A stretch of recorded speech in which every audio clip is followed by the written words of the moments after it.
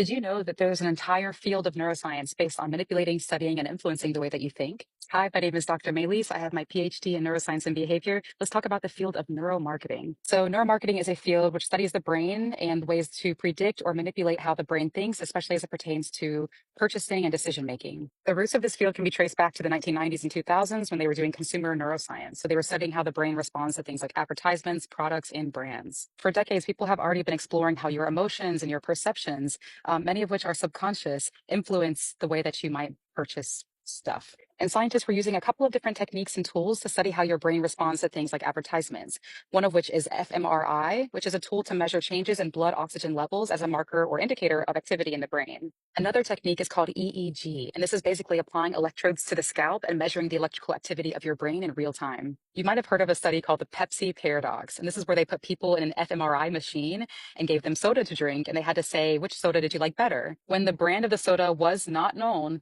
the users typically tended to favor Pepsi, but when the brand was known, people said that they preferred Coca-Cola. Why is that? That's because it's not about taste. It's actually about perception and memories that you associate with a brand that influence how you feel about what it is you're actually experiencing. We see so many examples of this research in neuroscience. For example, the wine study that you might have heard of, where they basically asked participants to rate the wines that they were drinking after telling them the price points, and the users all rated the more expensive wine highest, even though that wine was actually coming from the exact same bottle. There have been studies to look at the neural correlates of people who are more easily influenced by marketing. There are even studies in this field using different techniques like transcranial magnetic stimulation, where you can stimulate some regions of your brain and predict or influence how socially conforming someone might be. All of this is to say that there are so many decisions that we make on a day-to-day basis that are influenced by completely subconscious processes and happening largely outside of our conscious awareness.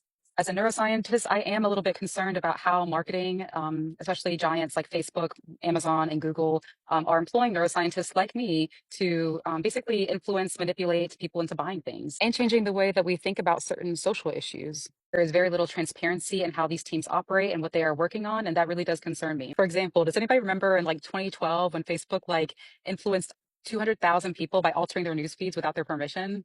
No, just me. Okay, cool.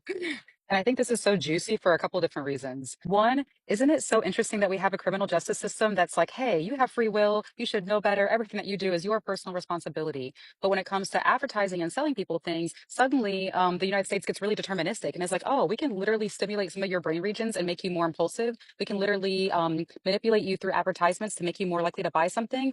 Determinism.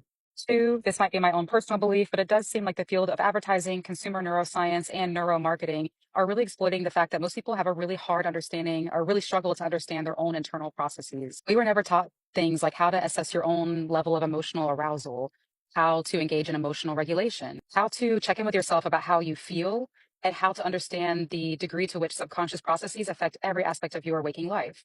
To learn more about these neuromarketing studies and the field of consumer neuroscience, please check out my link tree. I will list some resources, books, podcasts, videos, and more for you to explore by the end of today. And who knows, maybe the next time you try to buy something, you'll reflect back and think, wait, to what degree is this influenced by my actual wants, needs, and desires, or have I just been influenced?